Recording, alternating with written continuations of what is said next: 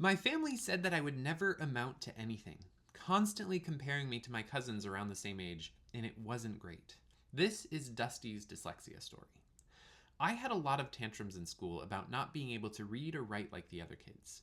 I have the triple hit of dyslexia, dyscalculia, and dysgraphia.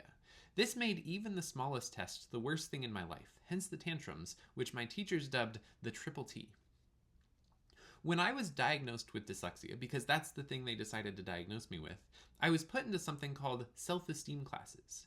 They took me aside in the afternoons after school, where I learned to bake cakes, skip ropes, and bounce balls.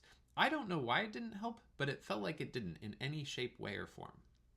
As I grew up and got into high school, I was put into a group called STARS. I asked one day, what does STARS mean? And it was students at risk of dropping out of society or temporarily at risk of dropping out of society.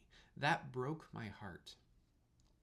I don't feel like it helped me at all. I also tried to do a lot of adult learning in my life, but that didn't help either. It wasn't until I decided I'll just teach myself stuff and I'll learn to do it on my own that I saw an uptick in my life. I didn't hide from my dyslexia, but I didn't lean into it. I allowed it to be a part of my life, and now I'm a chef.